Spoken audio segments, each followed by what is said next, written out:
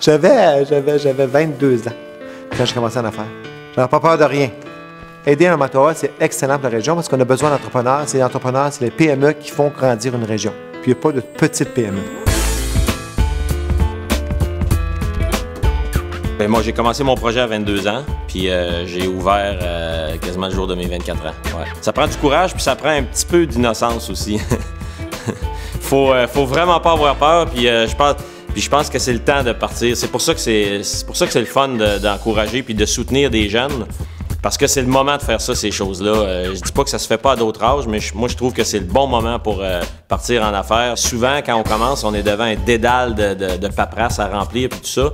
Puis, il y a peut-être des raccourcis là, en bon québécois, des shortcuts à prendre. On consulte un mentor pour aller chercher de l'expérience, dans le fond.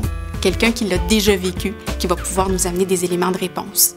Le fonctionnement d'une rencontre entre un mentor et un mentoré est très convivial, donc c'est d'abord d'échanger ensemble et de se sentir écouté. La raison pour laquelle je veux faire du mentorat, c'est pour aider les jeunes entrepreneurs parce que c'est pas toujours facile au début, puis on a besoin de support humain, c'est ce que ça donne. Ça permet de voir nos problèmes autrement. Puis au bout du compte, ben, y a un bel échange qui se fait, peu importe l'issue de l'entreprise qu'on accompagne. Notre rôle, c'est de sécuriser l'entrepreneur qui se lance en affaires. C'est de le faire comprendre que son choix est bon.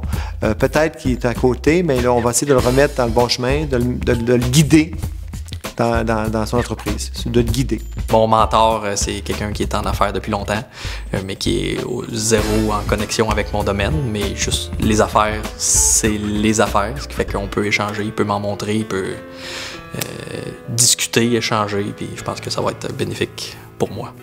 Tu appelles ton mentor, tu lui demandes « Hey, cette semaine, j'ai besoin de te parler de tel ou tel sujet. » Ou même des fois, ça se fait sur le fly, tu l'appelles « J'ai besoin de toi, es-tu disponible? Faut que je te parle. » On parle, on discute, on échange. C'est vraiment comme ça que ça fonctionne avec un mentor. Il traîne une valise d'informations, il traîne un bagage incroyable qui peut déballer au fur et à mesure des besoins d'un jeune entrepreneur. Puis je pense que ça, on peut le sous-estimer au départ, mais en cours de route, on se rend compte qu'il y a beaucoup à aller chercher comme jeune entrepreneur chez un mentor. C'est très simple, il peut apprendre une tonne de choses qu'il ne sait pas. C'est passionnant de le faire parce que tu revis un peu les mêmes émotions ou les mêmes choses que tu as vécu auparavant. Fait que de le revivre, mais là, c'est à ton tour de partager cette expérience-là, mais c'est extrêmement enrichissant. Moi, je l'ai vécu avec des mentorés où est-ce que ils mettaient vraiment les pieds au même endroit que j'avais mis, puis il fallait pas les mettre. Puis je pense que ça peut sauver beaucoup de temps, d'argent, puis d'efficacité au bout du compte. Pour moi, de faire du mentorat, c'est tout simplement de donner au suivant. Aussi simple que ça. Ce que j'ai reçu, j'ai envie de le partager puis de le donner. Je partage ma passion parce que j'aime ça être en affaires. On aime ce qu'on fait. C'est passionnant d'entendre quelqu'un qui est passionné. Marie-Ève Bouchard, gestionnaire, est fière de participer au programme de mentorat. Chantal Mascotte, copropriétaire du Saint-Exupéry et ancien mentoré. Patrick Ranou, propriétaire de Plan B Télécom depuis une quinzaine de mois et je suis mentoré.